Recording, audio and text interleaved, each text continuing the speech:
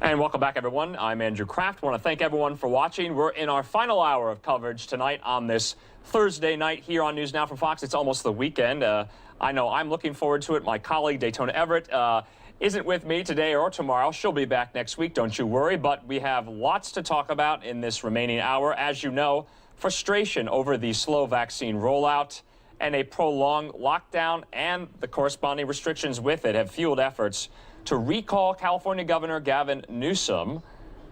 The recall campaign has until March to submit enough signatures to get on the ballot. Newsom's term, which is his first as governor, ends in 2023. We're being joined now out of California, I believe, by Joshua Spivak. Joshua, thank you so much for being with us. As you know, you run Recall Elections blog. You're also a senior fellow at the Carey Institute at Wagner College. We appreciate you being with us on this Thursday night.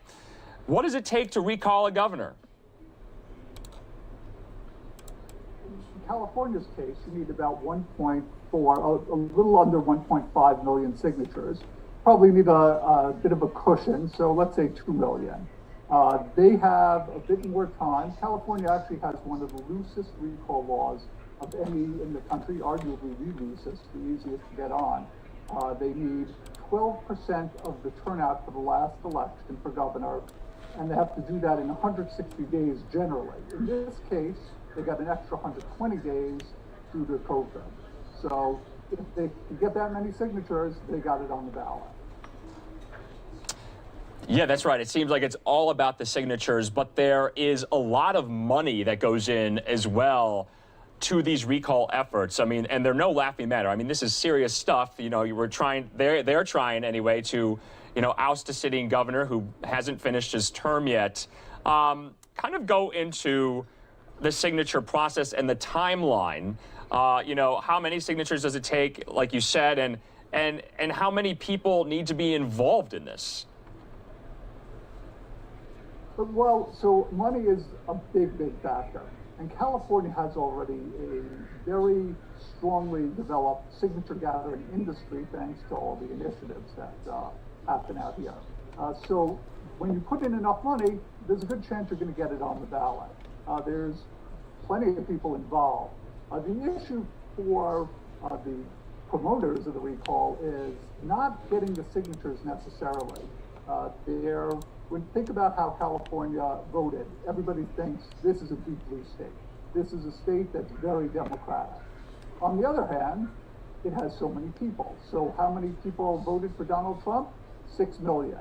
It was the top performing state by voter total in the 2020 election. That's where Donald Trump did the best. If you get 1/3 of those signatures for getting Democrats, for getting independents, 1/3 of the people who voted for Donald Trump, get them to sign, you're on the ballot.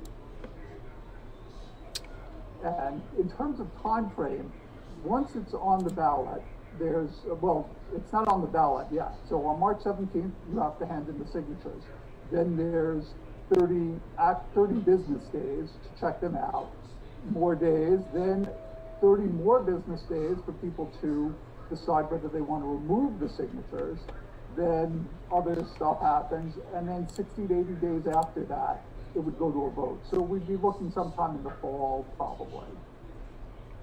And I'm sure Governor Gavin Newsom isn't just, sitting back and taking this. What are his recourses for this at the moment? Is there any way he can fight back and kind of, interfere or impede in this process? Well, he's limited in that. He could get people to remove their signatures, yes. I don't know how well that would work. That law has only been around since 2017. It did once work in a Newport Beach recall, but generally that's a tough way to go. What Gavin Newsom has on his side is the other side of the coin. So yes, 6 million people voted for Donald Trump, but Joe Biden won California by 29%. It is still a very democratic state. Compare it to the Gray Davis recall in 2003. That's a really good example to check this out against. Gray Davis won in 2002 by 5% of the vote.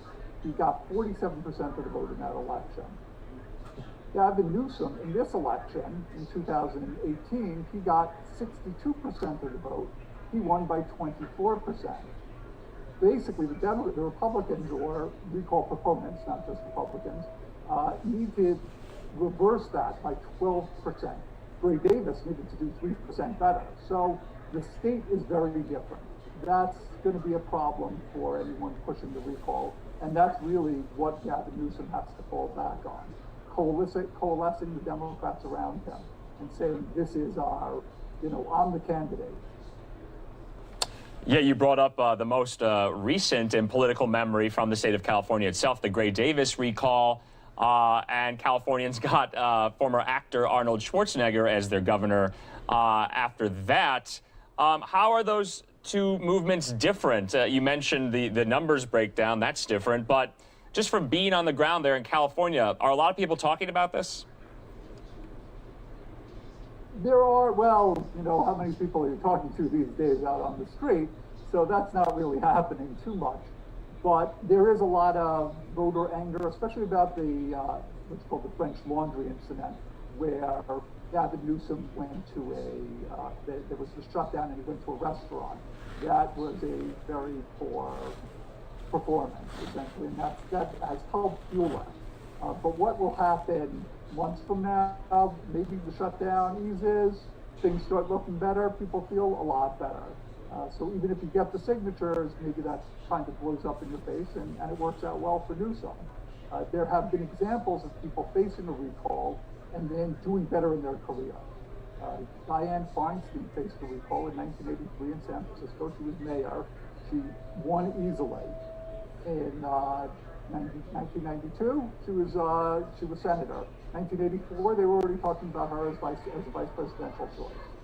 The first governor who ever faced a recall was a guy named Lynn Fraser in North Dakota back in 1921. He lost. A year later, he was elected to the first of 3 terms as senator. That's so interesting. I didn't know that about now Senator Dianne Feinstein. And you're right, Josh, that recall efforts can backfire. The recalled or to be recalled candidate can get even more votes than they previously got. Hypothetically speaking, though, let's talk about if this did succeed. Then what process would Californians have for whoever would be the next governor, Newsom's replacement? How would that look? What would that look like? So the California race is what I'd call a one-day, 2 stages race. There's an up or down vote on Newsom. Should he stay or should he go? Yes or no? Then there's a replacement vote. That replacement vote only counts if he's kicked out.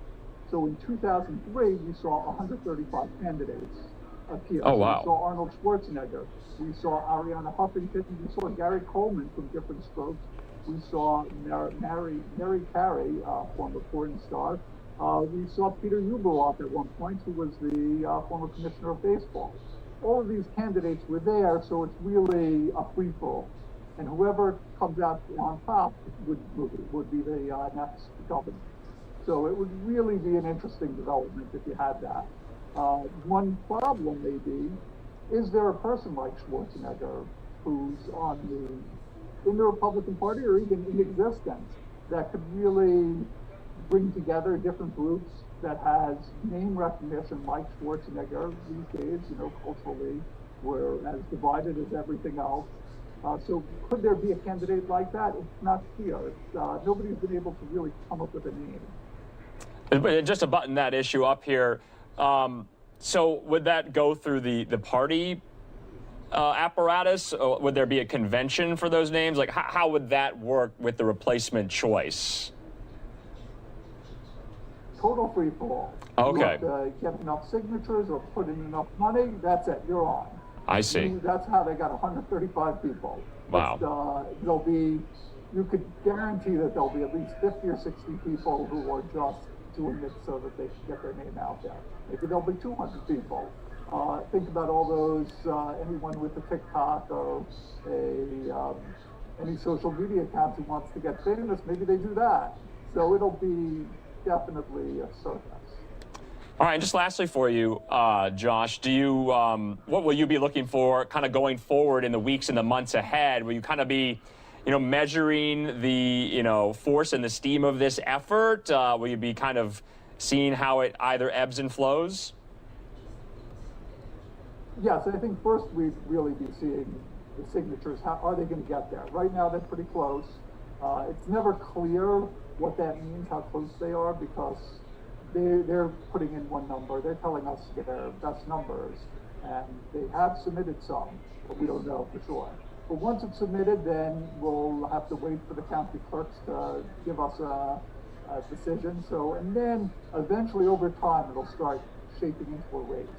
And so there, Newsom really needs to start getting the party together, making sure everybody's on the same page. That's what's needed. And, you know, there's a good chance he could succeed. The Democrats have a lot of power in the state, and if people start thinking, if the Democrats start thinking, well, this is where if he loses, we're going to get a Republican, we don't want that, well, then maybe that gets a lot of people on his side. That's right. Yeah, Josh, it's a long way till 2023. But just last point here, the governor does have legal recourses to challenge like signature verification and things like that in court. Isn't that right? Yeah. So there's always, where there's recalls, there's lawsuits. That's one guarantee. But if they hand in enough signatures, they're not going to do it. With Scott Walker, who was the governor of Wisconsin, basically called in 2012, there was discussion of challenging the signatures, but they handed in so many that eventually they just didn't bother really going after them. So we could see that here. If they're high enough, well, forget it. You know, maybe it's a bad look to challenge them. Maybe you're saying, I'm above this. I shouldn't have to face this. Instead of leaning into the recall and saying, you know what, I win and I look better for it. All right, Joshua Spivak, go check out Recall Elections blog for all of the latest on this story that doesn't seem to be going away. We'll be following it here on News Now from Fox. Thanks for joining us on this Thursday night. Appreciate it. Thanks very much. Really interesting conversation. I was looking forward to that all afternoon here, just because that is one of the stories that we've been following quite frequently, quite closely here on News Now. Will be very interesting to see how it shakes out there in California. So we're going to go to commercial. Hope you enjoyed that conversation. We'll be back in 2 minutes.